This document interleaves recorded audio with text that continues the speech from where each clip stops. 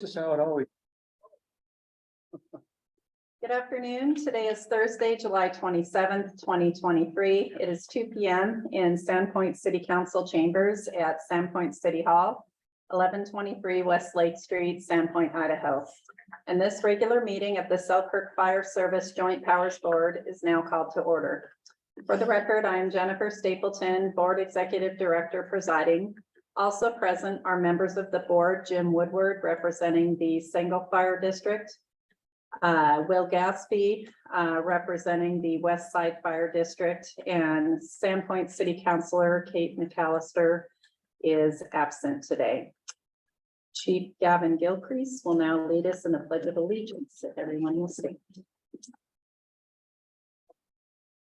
Pledge allegiance to the flag of the United States of America and to the republic for which it stands, one nation, under God, indivisible, with liberty and justice for all.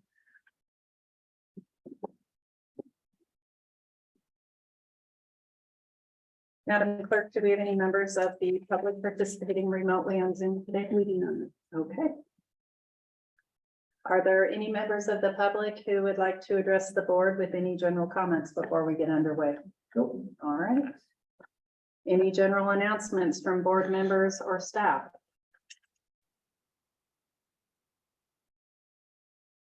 Nope, not today.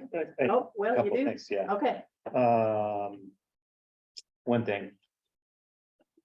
I would like for the city and Sago and West Side to start thinking about, with the growth in the area, we've just got one firefighter on duty at West Side, 24 hours a day. We need two for safety. And the only way I've been able to figure out how to do that would be a levy. And so I'd like to start the discussion maybe of Sago. You have one person at times at either Coquihalla or Kerrywood, is that right? Kerrywood, same issue there. As a group, maybe can we figure out if we could pass a levy? I don't know how that would go with the city, but it just seems like we're really understaffed and we can't pinch our budgets anymore to do it with what we've got. So I'd like to start talking about the levy to at least get West Side manned with two people on an engine around the clock, and hopefully possibly the city getting a couple more people. I don't know how that would work. For us, really, it's part of our budgeting process. So, and we don't have any additional staff in the budget for this year, but Yeah, it can be something certainly that could be discussed amongst the JPA board in presenting an overall budget for next year. okay, this, I'd like to start the conversation Okay. because we're just experiencing growth and that's the only way we can afford to do it. And I think we're kind of getting behind, and I'm real concerned about just one person on it at West Side. It's not a good thing, so that's all I have. Does the levy have a finite duration? I think you can do I think you can do it permanent. Has Sagles discussed adding more staff? I don't know if that's been part of your budget discussions. Okay. It's a big I think the one for what we're gonna try to look at next year, we couldn't really get too much into it this year because we know we have negotiations coming up, but hopefully after that's over, then we can start looking at. Sago actually has the person there, but it's not, they're able to work down one, so they can't backfill. So if somebody's off, then they'll run two out of Sago and one out of Kerrywood. So Sago's a little different position and just making sure that that one is backfilled all the time, whereas West Side would have to add FTEs to make that work. So. And so it's kind of the same deal, but a different situation. When they get to their staffing. Yeah, maybe just talk to your board and see how they feel about it, if they're interested, and worst case, we might just try it alone on West Side to get hire three more people. Oh, okay. So all your shifts are covered. Yeah. Yeah.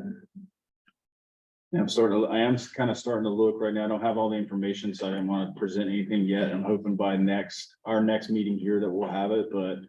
Because when you get into start talking about staffing and the amount of money it takes to staff those positions, that it might be worthwhile taking we talked about a floater at one time, hiring a floater to hook back in some of the overtime.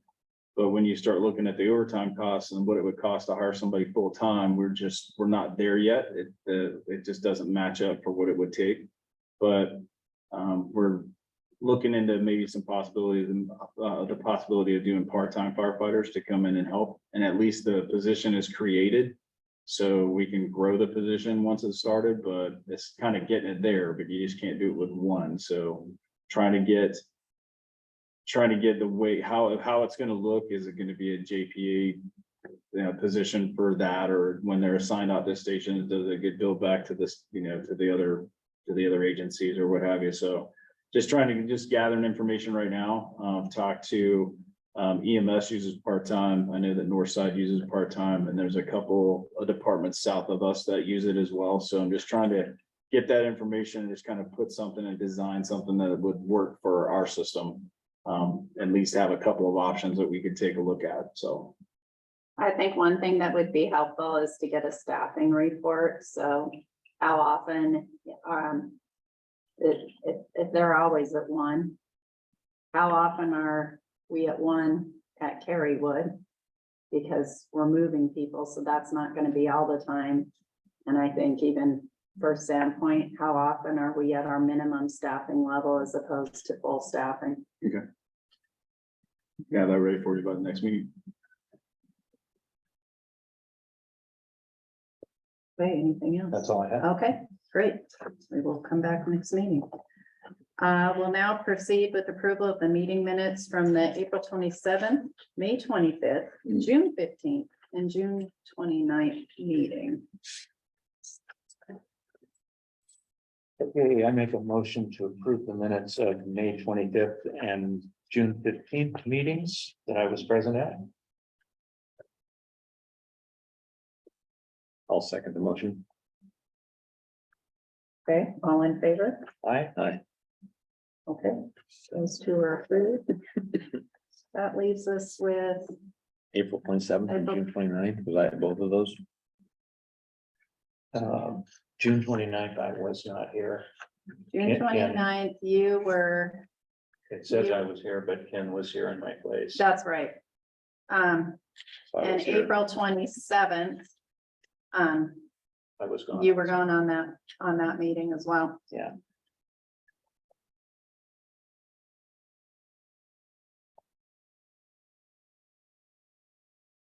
We can leave those for next meeting if you don't feel comfortable. You're comfortable for a second? No. Okay. I expect we'll have Kate for the next meeting. She had a unexpected situation happen, so. That's why she is not here today. Okay, so we'll hold on those other two for next month's meeting. Next item on the agenda is the chief's report, and I'll yield the floor to Fire Chief Gavin Gilchrist. You can do it. So just start off with announcements. I'd like to go over career anniversaries. In the month of July, we had two career anniversaries this month. First one was Tammy Miller, an awesome administrative assistant. She has gone over 2 years this month, and Captain Frechette has gone over 19 years. Just want to thank them both for their service publicly. And we're just, happy to get the work done, and they help us get it done. So the next thing I want to do is provide the deputy fire chief update. Ta-da, the deputy fire chief is here now.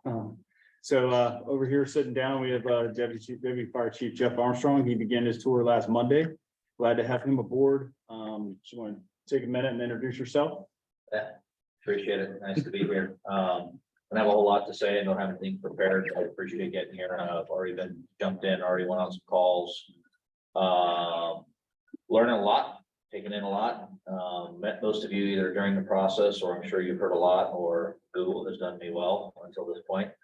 Started out my career as a volunteer. progressed. I've worked in large organizations, medium-sized organizations, I would say. Served as fire chief in a city of 140,000, so I've seen that side. I've also seen rural. Spent the majority of my career in rural, short-staffed, resource-starved areas. So I'm very familiar with what we do here and very familiar with doing more with less. So look forward to the challenges, look forward to the opportunity to step into a number 2 role, which is great for me and for mentorship and learning a lot from the chief. And look forward to getting to know most of you on a more one-on-one basis in the future. Thank you. Thanks, Chief. Sandpoint Station crews are still assigned to the Dover Station while the rehab is going on next door. We had our meeting on Tuesday. It looks like we're hoping around mid-August that we'll be able to start moving back. I think we get the lighting, we got a little bit of flooring left, and then I think our lighting is going to be the last piece of that puzzle before we can move back. The Duford road repairs were complete. We got the notification. They told us last week that they were going to open it up possibly on Monday of this week. They sent me a text on Saturday at 12 saying that would be open at 1. You know, however, that I don't know how that worked out, but they saved 2 days in there somewhere. I'm pretty sure they weren't working overnight. They worked Saturday morning. Yeah, they were out there Saturday. Yeah, I guess the plan was to work all weekend, but they got it done ahead of schedule. We began and moved all of our operations back from the Senni Aquatine Station back to Carywood on Sunday, and we're up and operating out of there on Sunday evening. Incident review for the month of June was Sagal had 66, Sandpoint had 86, Westside had 10 for a total of 162. You can just kind of see the comparative analysis. We're kind of up and down. We're a little higher than where we were last year. And I've already spoke with dispatch, and we're gonna have get another report pulled from them at the end of this month for, I think when we made our change back in February for the ALS and BLS calls like we did a couple months back. So we'll do like a year to date and how that graph looks as well. And then probably in September, so maybe the October meeting, we'll start doing the response times again, so they won't be so kind of wonky right now with everybody was out of place. So we'll start tracking those again in September. As long as we're moved back in here. The training crews are actively training, and we still have that donated house for the rest of the summer over at Lakeshore and Smokehouse. So they're pretty steadily going in and out of there, getting some of the non-live fire training, but they're getting some good rescue work, search work, as well as some strategy and tactics. Our recruit academy dates are set for the August 10th through December the 7th, and that is in coordination with Northside Fire, Schweitzer Fire, and NIC. The class, to the best of my knowledge, I got an update from Vern Roof, Northside Commissioner. The class is full. I think it's either 16 or 18 people in it. And we have a couple of people that are gonna help out doing some instruction. They've gotten their stuff signed off by NIC. But we didn't have anybody to put into it specifically because I couldn't get a number on how much it was going to cost to put people in it. I believe the course itself was around $5,000 a person, and they had this program through the launch program that was going to pay for like almost all of it. And then as time went on, there was less and less money available. And then now there's not enough money in there as we thought there was going to be in there. So I'm like, well, okay, when you give me the number, then we'll talk about putting people in. But hopefully it's going to rotate between us and Schweitzer and Northside during that time frame. And hopefully when it comes back around next year, we'll have a little better understanding of how their pricing is going to work and if we're going to be able to do something in budget, sending people in there. But it would have to be a significant amount of reduction in that fee, because that is pretty high to send people through that. Chief, Yes, sir. what does that class recruit for a new person entering the service or? Right. Okay, and then they would get, They're gonna end up with their firefighter 1 at the end of that. So we have put the firefighter 1 on here and did it with our instructors in-house. It's a lot of work to do it. I mean, I get it, but it's a lot of work for the recruits too. They meet on Tuesdays, they're Tuesday and Thursday evenings, and then every other Saturday. And then at the end at the end of all of the classroom practical instruction, their live fire burn, they're either gonna go down to Kootenai Fire Rescue or Coeur d'Alene and use their burn tower down there for that last day, so. But we'll be involved with it, and hopefully that's some of those folks is what we're trying, the three of our agencies are trying to coordinate using some of those folks and getting them interested in the resident program and volunteering, so hopefully we'll be able to be the benefactor in that route. So they would get their certificate and then apply for a job with us. But yeah, they could, if they had their EMT, then they absolutely could. Okay. Yeah. Maintenance, have a report that, I'm knock on wood 3 times, all of our units are up and running hot, straight, normal. We have, one truck, that is gonna need it's just gonna need an injector, but it's out on assignment right now, so. That is 1226 out of Sago, but it'll be back on Saturday, and then that one's scheduled to get the injector replaced. Personnel, we have 2 that are out on FMLA, and we have engineer Blake Beard has resigned his position and moved on to another opportunity. We want to wish him all the best, but we have Zachary Slutsky is going through the hiring process right now to fill that position, and he is currently in Colorado. So he's more than excited to get going. So hopefully we'll have him up here started within the next month. Community engagement, we're pretty light this month with the exception of festival and our inspections out there. We don't have anything else scheduled, other than, I believe it is tomorrow, they're going to Tammy, can you help me with that? This LDS camp. The LDS camp at Camp Pine. Camp signing? Camp Piney. Going out there to work with those young ladies on like CPR and first aid. And there was another request came through late just for us to help out at, where was that at? Kinexu Daycare. Kinexu Daycare. Go over there and talk with them. So since it is kind of a light month, we're really using this month and next month to get heavy back into company level fire inspections. We had a meeting again this morning just on how that's being accomplished, but it was pretty important to have all 3 agencies accomplishing them in the same process. So we've just about finished up what I call our litmus test with that process, and it seemed to be going pretty smooth. We got a couple tweaks, and they're off and running. They already started, and they'll just be engaged a little bit heavier next month, and we'll just keep it on that rotation. So, and that is it for the chief's report. Great. Any questions for the chief?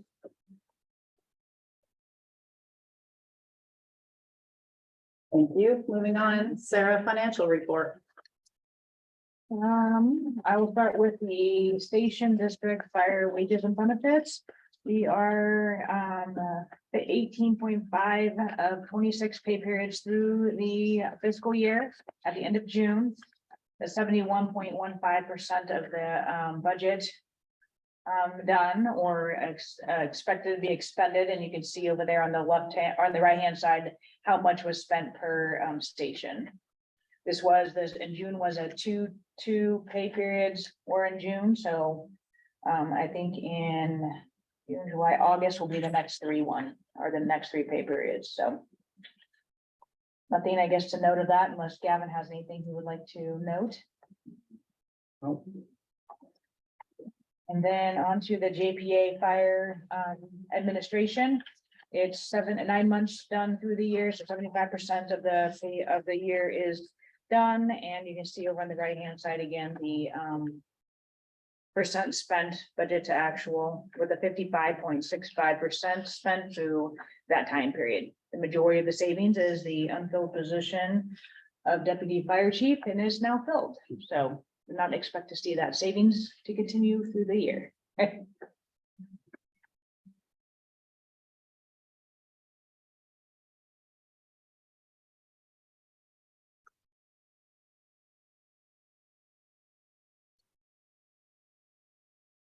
Any questions or comments on the financial report?